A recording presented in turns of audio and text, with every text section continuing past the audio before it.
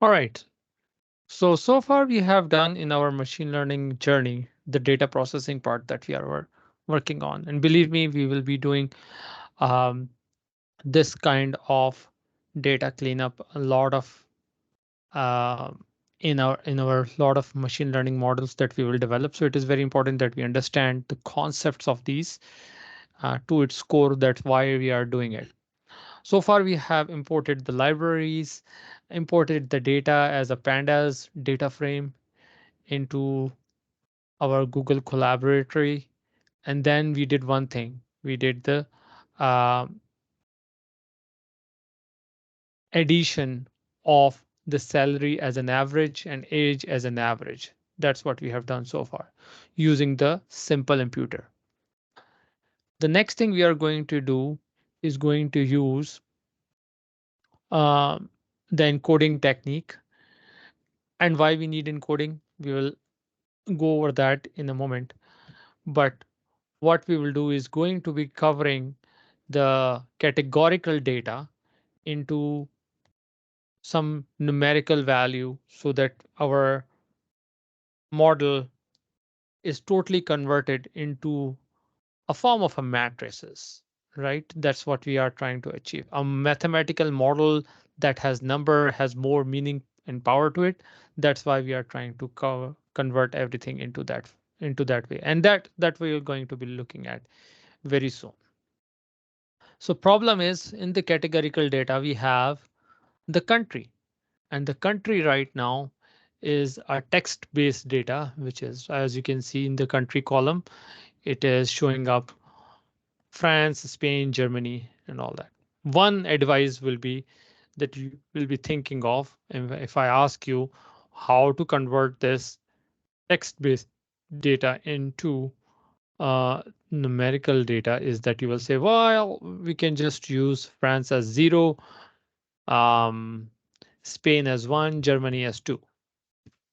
But think sometimes in the that's a good idea, not the bad idea at all on the table. But think of it doesn't work that way because uh, in a data frame, it tries to interpret by looking at first few records.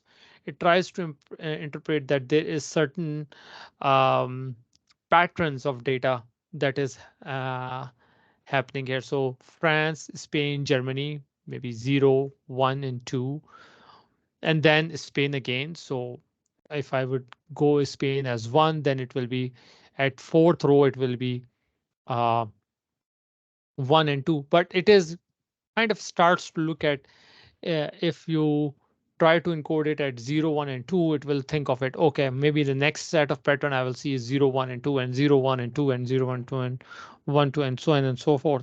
But that is not the case. So in our idea, it was right, but in terms of machine learning model, we will not be encoding in that way. What we would like to do is to create, let's say for France, and there are 3 countries. So let's say if I want to create the binary value of those, and in advanced terms, if you go, they will call it as binary vectors. But let's say if I'll talk about France, we can make it as 100, Spain as 010, Germany as 001. That could be one way of doing it as well. You might say if there are 5 countries, then what we will do? Well, yes, this is a little bit bigger problem. Then we will have 5 variables for 5 countries. And if you have 26 countries, you will have 26 binary values, and so on and so forth. So as we increase the number of countries, as we increase this kind of categorical data, yes, problem is we will have a lot of dummy variables will be created like this. These are called dummy variables. Not a good name, but I would say yes. X. So for countries, you will see maybe 26 columns created for her.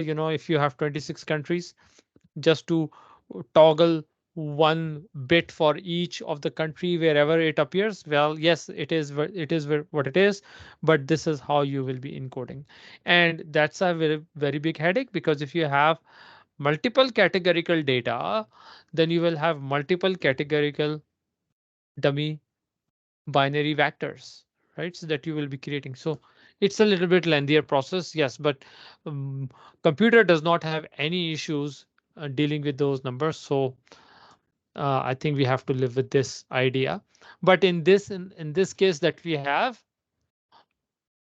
in this small data set that we are looking, which only has 10 rows and one categorical data as we are looking at is country, will not have too much difficulty for understanding it. Yes, as the data grows and as we are working with the bigger problems, our mind will blow away by looking at the data. If we just try to print that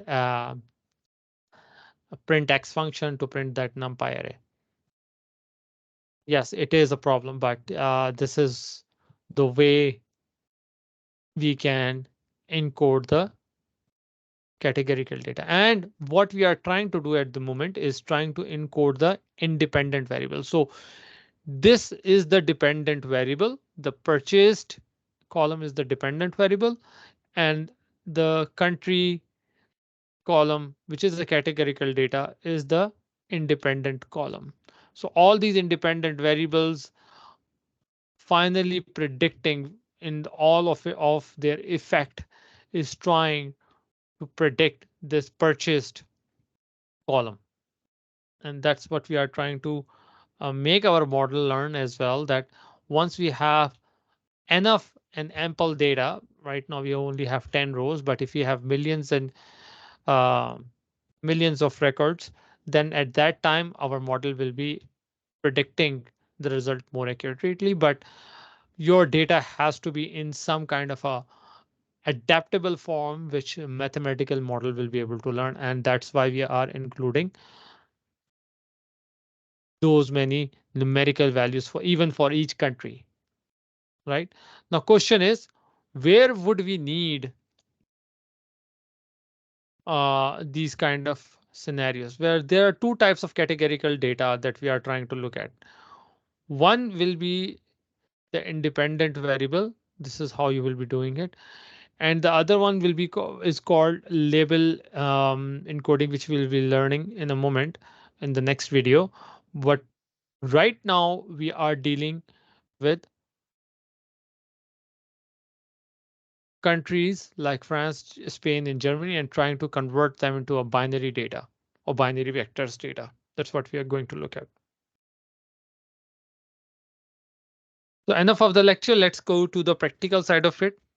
We are going to import two libraries from scikit-learn. Uh, from scikit-learn compose import column transformer.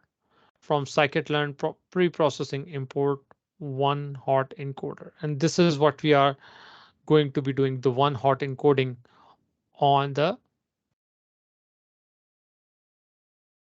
column. So do those two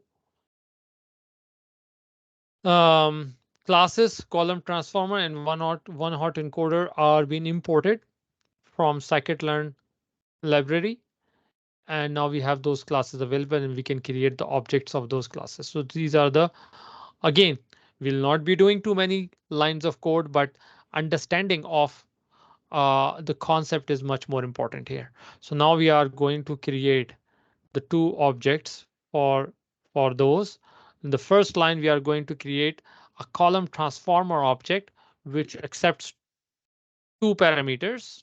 And in fact, in this parameter that we are going to look at, the transformer parameter and the remainder parameter we are going to look at, in the transformer, it needs a little bit more parameters inside these brackets, but we are going to look at it, what each of them are.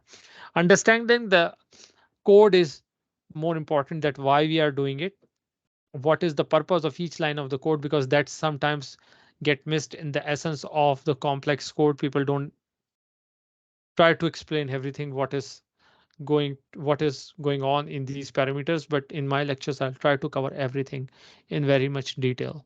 So CT is equals to column transformer. The method that we are using accepts two parameters. One is the transformers and the other one is remainder. And as you can see, it applies the transformation to the column of an array or pandas data frame. Um, this estimator allows different columns or column subset of the input to be transformed separately, and the feature gets generated by each transformer will be concatenated to form a single feature space. This is useful for heterogeneous or columnar data to combine the several feature extraction mechanism or transformer into a single transformer. And there's more guide to it. Well, let's go back to that. That's a theoretical part, but let's go what we are trying to do. Inside the transformer, we need a tuple, and tuple will need three things. What we are trying to do, we are trying to encode using the one hot encoder. What method we are going to be using? The one hot encoder, which is the method from the one hot encoding class or encoder class that we have included. And which column we are targeting? The column here is what we are targeting, which is column at index number 0. That is why there is a 0 here. Right? So encoder, one hot encoding. One hot encoding will break it down into zeros and ones binary format, and remainder is pass through. Remainder will be shown as a pass through. Don't It means that do not apply to the age and the salary column, but we still want to keep our matrix of features. So we don't want to disturb age and salary column. That is why the remainder is equals to pass through, which means the remainder of the column just pass by. Don't do anything with them. And then the features get applied. And once you run this, I think we are ready to do that. The fourth line is column transformation or CT dot fit transform, and we want to apply on the whole of that uh, um, data set of X. We want to apply that, or data frame of X. We want to apply that, and one other thing that we need to do, which we're going to be looking at in the next step, but or which will be covered on the line number 4 altogether. But ct.fit transform will convert this France into 100, or it will automatically know which country it will be giving 100 or 001 or 010. It will automatically does that on its own behalf. So we don't have to worry about that. But it will be using that fit transform method on the whole of X. And because we are using pass through, it will not disturb any other column. And then it will be reassigned back to a new X. So all those transformed columns will go on the front of that X. But one thing that we need to do here is to be very careful of is that we need to convert that back into the NumPy array and assign it back to X, because it does not keep it as a NumPy array. So we have to cast the data type back to the NumPy array, and that's what we are doing it and assigning it back to X. So before we do that, actually, we are going to add a print line in as well, and then we are going to play this line one by one, because this part we have already done by using the simple imputer to fill up the missing data. But when we run these 4 lines of code, we want to see what it has done to our data. And sure enough, when we'll play this line and this line, it will show us the effect of it. So as you can see, 44 age and salary are still intact in these columns, but there are 3 more columns or 3 more vectors or 3 more features with the combined effect of to be a 1 feature are being shown here. So France is transformed into 100, and then Spain is transformed into 001, and Germany is transformed into 010. And the rest of the data is still intact.